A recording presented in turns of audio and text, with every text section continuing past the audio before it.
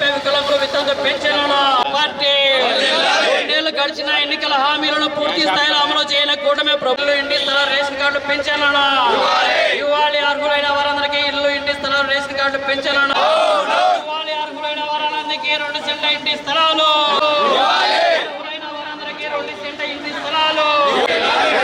భారత communist party Kadapa నగర సమగ్రాభివృద్ధికి 5,000 కోట్ల రూపాయల నిధులను ఇవ్వాలి. కడప నగర సమగ్రాభివృద్ధికి 5,000 కోట్ల రూపాయలు చేయాలి. ఇళ్ల స్థలాల జీవో నెంబర్ 23 వెంటనే ఎలిజిబుల్ లిస్టులను సచివాలయంలో ప్రదర్శించాలి. సచివాలయం సిపిఐ చేయాలి.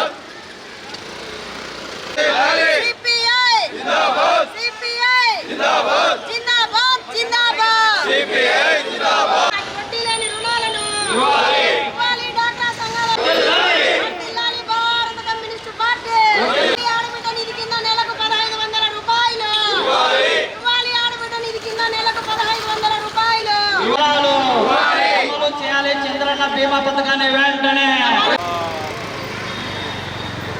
స్కీమ్ ఏదో చెప్పారు, దాని ప్రకారము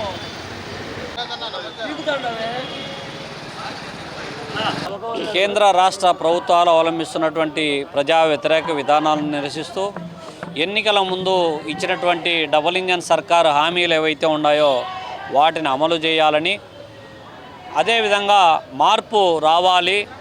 ఇవాళ మొనోపోలీ ఆర్థిక రాజకీయ సామాజిక అంశాలలో మొనోపోలీ పాలిటిక్స్ వాటిని రద్దు చేయాలి అనేటువంటి ఆలోచనతో భారత కమ్యూనిస్ట్ పార్టీ సిపిఐ తలపెట్టినటువంటి దేశవ్యాప్త కార్యక్రమంలో భాగంగా ఈ నెల 5వ తారీఖు నుంచి 6వ తారీఖు నుంచి ప్రారంభించబడినటువంటి ప్రచార పాదయాత్రలలో భాగంగా 15 వరకు ఈ యొక్క కార్యక్రమం ముగింపు కార్యక్రమంలో భాగంగా మరి 17వ తారీఖున కడప నగరంలో ఈ యొక్క కార్యక్రమాన్ని నిర్వహిస్తూ ఉన్నాం. ప్రధానంగా ఎన్నికల ముందు పాలక ప్రభుత్వాలు చాలా రకాలైన హామీలు ఇచ్చాయి.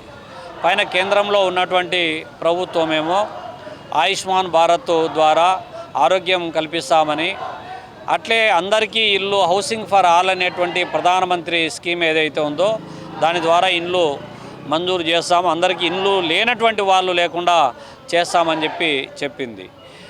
పైగా అమృత్ స్కీమ్ ద్వారా ప్రతి ఒక్కరికి స్వచ్ఛమైనటువంటి నీళ్ళు అందించడమే కేంద్ర ప్రభుత్వ లక్ష్యమని కూడా చెప్పింది. ఉద్యోగ ఉపాధి అవకాశాలు కల్పిస్తామని కూడా చెప్పింది. చాలా రకాలైనటువంటి వాగ్దానాలు చేసింది. పైగా రాష్ట్రంలో కూడా డబుల్ ఇంజన్ సర్కారు, పైన మేమే కింద మేమే అని చెప్తున్నటువంటి చంద్రబాబు నాయుడు ప్రభుత్వము మరి ఇన్ని కేంద్రంలో ఉన్నటువంటి ప్రభుత్వము ఇచ్చేటటువంటి వాగ్దానాలకు అనుసంధానం చేసుకొని కింద పథకాలు రూపకల్పన చేయాలి. మరి ఇండ్లు ఇస్తాం, ఇంటి స్థలం ఇస్తాం, రేషన్ కార్డు ఇస్తాం, పెన్షన్ ఇస్తాం, మౌలిక సదుపాయాలైనటువంటి రోడ్లు, కాలువలు, వీధి లైట్లు, త్రాగునీరు 24 గంటలు అందిస్తామని చెప్పినటువంటి పెద్ద మనుషులు ఈ 2 సంవత్సరాల డబుల్ ఇంజన్ సర్కారులో ఎక్కడే కానీ ఒక్కరికైనా 1 సెంటు జాగా ఇచ్చారా? మీరేమో 1 సెంటు జాగా ప్రభుత్వంలో ఇచ్చిన జగనన్న కాలనీలలో సరిపోదని చెప్పినటువంటి ప్రభుత్వము ఇప్పుడు 2 సెంట్లు పట్టణాలలో, గ్రామాలలో 3 సెంట్లు ఇచ్చినటువంటి దాఖలాలు లేవు. పైగా ఇంటి నిర్మాణానికి 4 లక్షలు ఇస్తామని చెప్పిరి, అది కూడా ఇచ్చినటువంటి దాఖలాలు లేవు. 2 ఎకరాలు భూమి ఇస్తామని చెప్పిరి, అది ఇచ్చినటువంటి దాఖలాలు లేవు. పోనీ మౌలిక సదుపాయాలైనా కల్పిస్తున్నారా అని అంటే ఇవాళ కడప లాంటి ప్రాంతాలలో విపరీతమైనటువంటి దోమలు, చికెన్ గున్యా, డెంగ్యూ, మలేరియా లాంటి దోమల బారిన పడి పేద ప్రజానికం తీవ్రమైనటువంటి అప్పుల ఊబిలో కూరుకుపోతూ ఉన్నారు. చిన్నపాటి వర్షాలకే నీళ్లు పోయే మార్గాలు లేక మురికి కూపాలుగా మారిపోతున్నాయి. ప్రభుత్వమేమో కోట్ల రూపాయలు ఖర్చు చేస్తూ ఉన్నట్లు చెబుతుంది. పేద జనాన్ని పీల్చి పిప్పి చేసి పన్నులు వసూలు చేస్తూ ఉంది. కోట్ల రూపాయలు బకాయిలు ఉన్నటువంటి పెద్ద మనుషుల జోలికి మాత్రం పోవడం లేదు.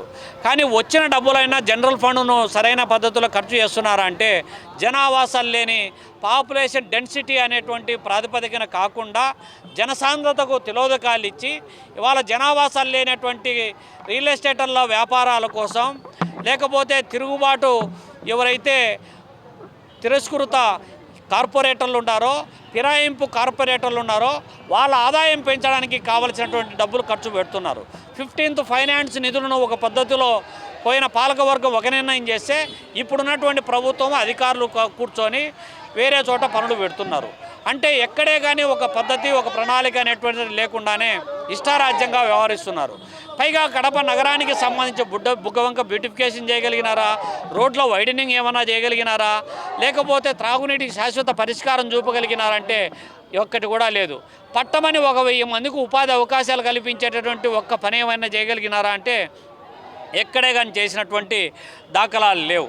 పైగా ఇవాళ ఏం చేస్తున్నారంటే విలువైనటువంటి ప్రభుత్వ ఆస్తులు ఏవైతే ఉన్నాయో అది పాత బస్టాండ్ కావచ్చు, వైఎస్ఆర్ ఆడిటోరియం కావచ్చు, కళాక్షేత్రం కావచ్చు, అంబేద్కర్ భవన్ కావచ్చు, పీపీపీ మోడల్లో వీటిని అన్నింటినీ ప్రైవేటు వ్యక్తులకు కట్టబెట్టాలని చూస్తూ ఉన్నారు.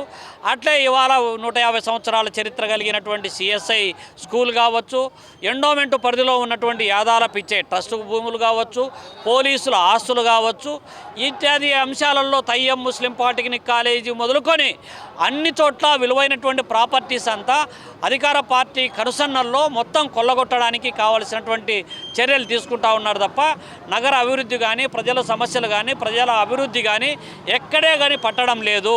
కాబట్టి పాలక ప్రభుత్వాలు అనుసరించేటువంటి విధానాలపైన క్షేత్రస్థాయిలో ఇవాళ కడప నగరంలో అన్ని డివిజన్లలో పర్యటన అనంతరం ఈరోజు ఆందోళన నిర్వహిస్తూ ఉన్నాం. పైగా రేపు సెప్టెంబర్ 1వ తారీఖున చలో ఢిల్లీ పేరుతో సంస్థాగత గల్లీ నుంచి ఢిల్లీ వరకు ఉన్నటువంటి సమస్యలన్నింటినీ కూడా ఒక దేశవ్యాప్త ఉద్యమంగా తీసుకురావడంలో క్రియాశీల పాత్ర పోషిస్తున్నటువంటి నేపథ్యంలో ఈ యొక్క కార్యక్రమం చేస్తూ ఉన్నాం. అయినా అధికారులు, అధికార పార్టీ నేతలు స్పందించకపోతే మాత్రం ఆందోళనను మరింత ఉధృతం చేస్తామని చెప్పి కూడా హెచ్చరిస్తూ ఉన్నాం.